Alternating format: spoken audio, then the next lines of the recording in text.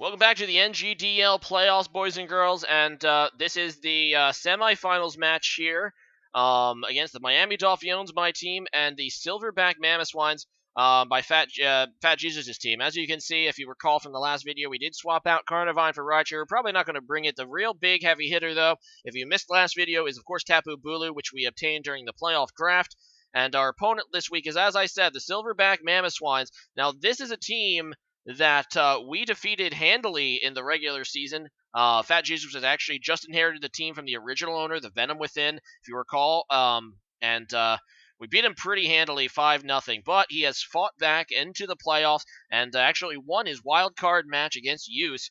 And after that, he, as you can see, was able to swap for a very powerful Pokemon indeed, Landorus, which was kind of like Use's signature Pokemon this season.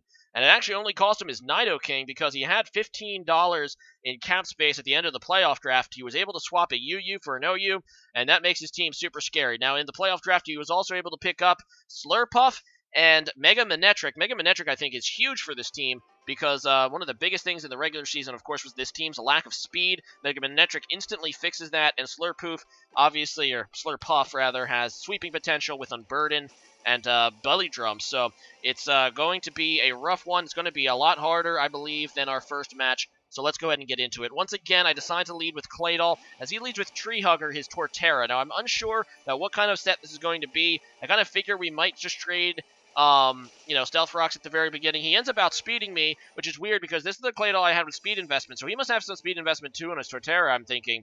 And I set up my Stealth Rocks, and indeed, I tried just to go for the Explosion here, hoping that maybe he would predict. But no, he's just going to be able to 2-hit KO my Claydol, which is advantage him, really, right off the bat. And now I'm going to go into my Porygon-Z, and I decided to bring Choice Specs Porygon-Z this time, just like in our first match. I know that Tri-Attack should... I'm kind of expecting a Focus Sash at this point. And indeed, because the reason that he's using Seed Bomb over, obviously, Woodhammer would be because he's probably sashed. And indeed he is. So it doesn't really matter. I could have gone for the Ice Beam, but I know Tri-Attack is at least powerful enough to guarantee a 2-hit KO. It actually was like 90% chance to get a 1-hit KO, but obviously the Sash, fixed that problem. Anyway, in comes Landorus again, which can outspeed me probably because I am, a Choice Spec, so I don't have any additional speed. I decided to go into my Tapu Bulu, which should be a pretty safe switch unless he decided to bring Hidden Power Poison, which is something I have to look out for with Tapu Bulu. Instead, he just goes for the U-turn, which is a good play, and it does actually a respectable chunk to my Tapu Bulu. Now, this is a Choice Banded Tapu Bulu, not Assault Vest like I brought against Fulham, because I wanted to hit a little harder against Fat Jesus here. So, he's just going to go into Rotom Heat, which is a good choice as far as Rotom choice here. And he's just going to go for the Will-O-Wisp, which ends up really, really sucking because I go out into my Goodra, and this is a physical Goodra. Physical Assault Vest Goodra. I wanted to bring it because I was afraid of Tapu Fini, which he didn't even bring. Now, Tapu Fini obviously was his main Pokemon in the early season, so weird that he didn't bring it, but I guess it makes sense because he wanted to get the status game off. And I'm just going to go for a Power Rip anyway, and he just goes out into his Porygon-Z, which takes that ridiculously well. Now, I don't know if this is a Z conversion set, but he ends up just going for a normal conversion here, which actually caught me off guard. So he's probably Eviolite still, so I'm just... Actually, you could... Yeah, with that damage, he's probably Eviolite, and he's just going for a normal conversion. And so there it is. And he's going to convert himself into an Ice type, so the good news is Superpower is still super effective, but the bad news is I'm burned, and that did nothing the first time, and I have -1 attack now on top of it. I'm like, well, Goodra, I really don't need Goodra anymore. Like... Goodra is pretty much crippled. I, unfortunately, did not bring a Heal Bell Jolteon to this fight, so I really have no way to get rid of the status, and, yeah, I just kind of afraid of this, Porygon 2. Now, as you can see, Assault Vest Goodra is still going to take the, stabbed Ice Beam pretty darn well, in fact, just a 3-hit KO. Looking back on this match, I really wish I would have just switched out, because I was under the impression, I think, that this Porygon 2 had an additional buff. I don't know why, but, yeah, I didn't really want to switch out against it. I just wanted to get as much damage as possible. Instead, he just going to go for the Recover, which is a really smart play. I was hoping that I would be able to get this thing damaged enough that I could revenge kill it, but yeah, this obviously is going to carry Recover. And at this point, I'm kind of just committed, so I'm just going to go for it. And I do kind of regret this decision to do this. Kind of like just hoping for a crit, and maybe he won't recover on the final turn of my life. So there's the other Ice Beam, and I'm pretty much going to die to my burn next turn, so he knows that he can just go for a Recover. again, which would just be a safe play. I do end up getting a crit superpower here, and it still does literally nothing. I don't think, I think crits still take burn into account, so the burn drop in attack. It wouldn't, not my other attack drops, but I think the burn still is taken into account, and that does absolutely nothing. So yeah, I just lose Goodra, and that was pretty much for naught, and I regret that decision heavily. But in comes Tapu Bulu, and I should be able to force a switch here. And even though he is Ice-type, I don't think he wants to stay in and take a Horn Leech. So off he goes. He goes out into his Landorus, and ironically enough, his Landorus is actually called Quilava Blue Granite's Fight, because I believe after he defeated Use traded him this Landorus for this match. So there you go.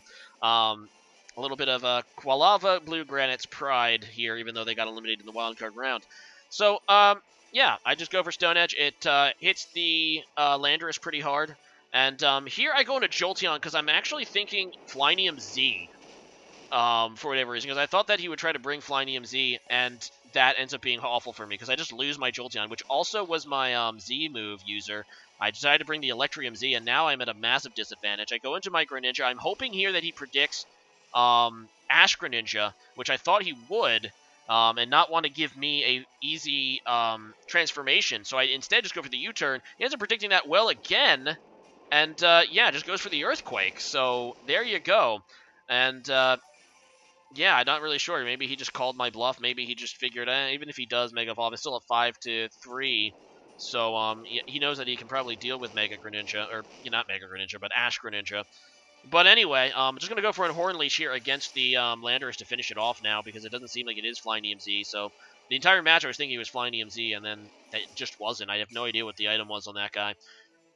Oh well, actually, yeah, so that's the breaks. Anyway, in comes Rotom Heat again, and I really can't afford to take an Overheat or a Will-O-Wisp on my Tapu Bulu. Now, I was thinking he might go for the Volt Switch, so I was kind of contemplating staying in, and I really should have. I should have listened.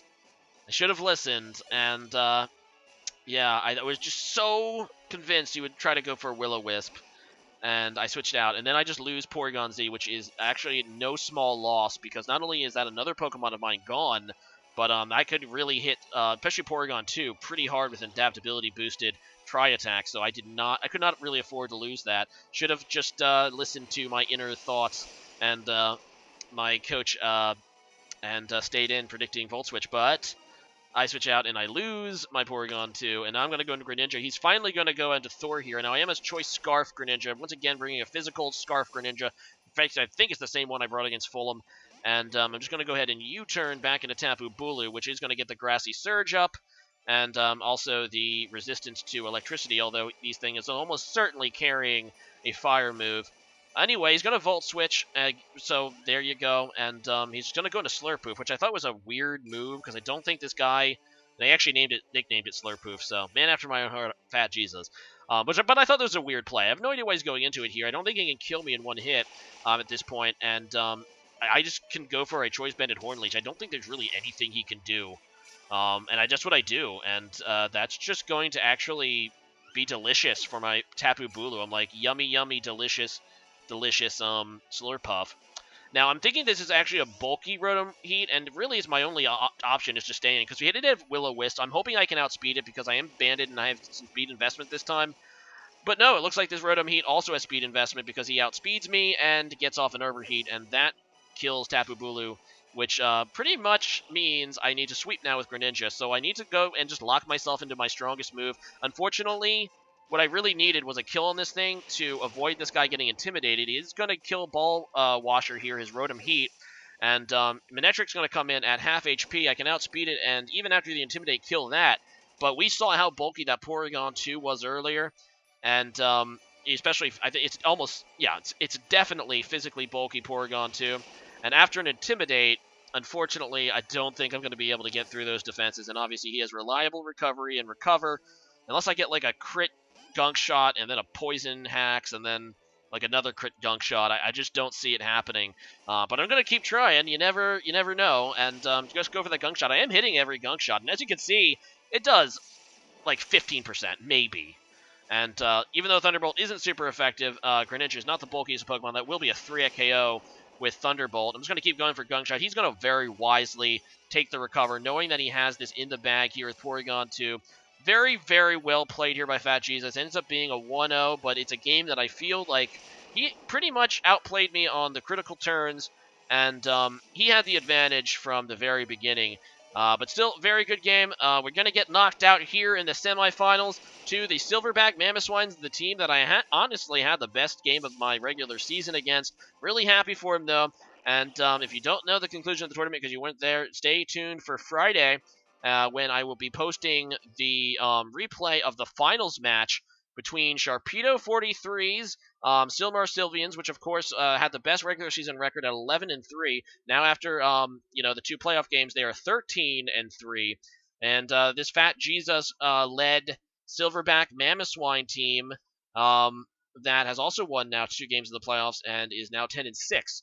So leave a comment in the leave a comment about who you think is going to win, and if you already know, just say you already know, and instead leave a comment about let's go with instead just leave a comment about uh, who you thought was the most interestingly drafted team. And as for me, I think the most interestingly drafted team in this tournament was probably Untraceable Strains team. I really liked and I thought it was a better drafted rain team, and that would be, of course, the Detroit Red Wing Attacks, which I lost to twice.